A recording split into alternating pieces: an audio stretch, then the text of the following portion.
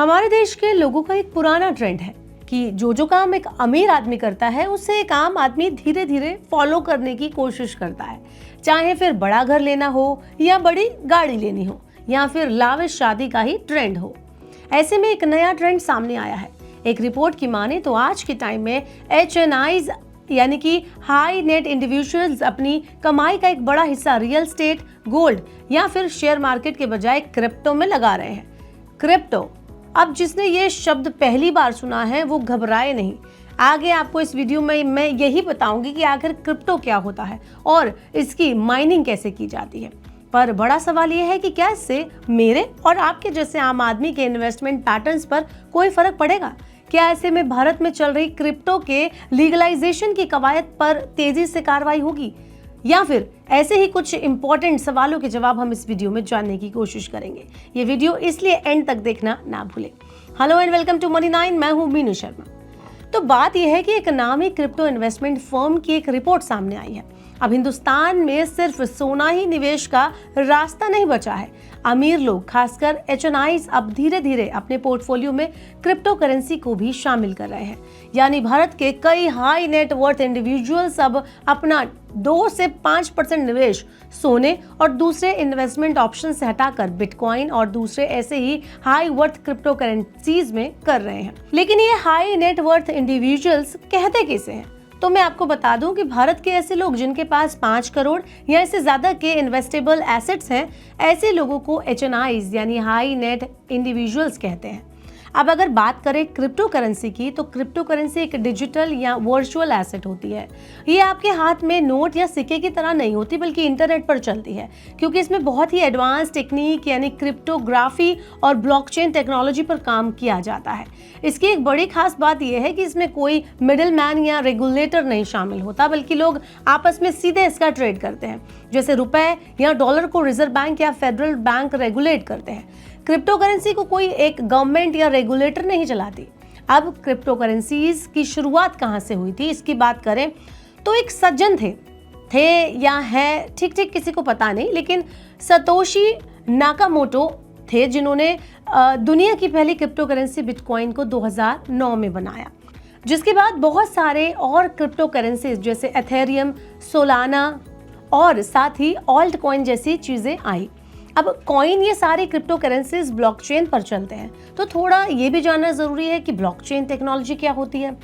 तो ब्लॉकचेन को हम एक तरह का लेजर यानी कि डिजिटल बही खाता कह सकते हैं। जैसे दुकानदार अपनी बिक्री और खर्चे का हिसाब किताब रखते हैं ना, वैसे ही इसमें क्या होता है, सारे ट्रांजैक्शन को ब्लॉक्स में लिखा जाता है और सारे ब्लॉक्स मिलाकर एक लंबी चेन बनाई जाती है।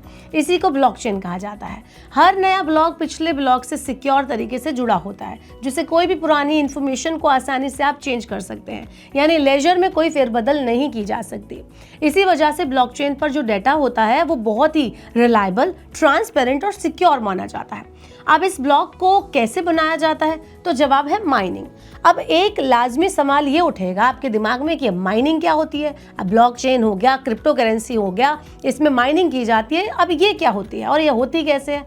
तो माइनिंग का मतलब होता है ट्रांजैक्शन को चेक करके उसे ब्लॉकचेन में जोड़ना।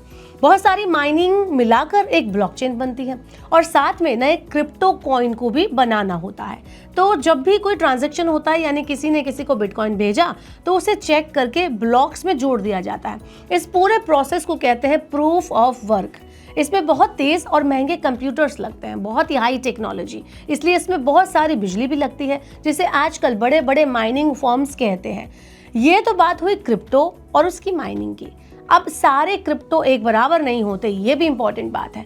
अगर बात करें HNIs के इन्वेस्टमेंट पैटर्न की, तो सारे क्रिप्टोज में 70% से ज्यादा इन्वेस्टमेंट बिटकॉइन, इथीरियम और सोलेमा में ही किया गया है।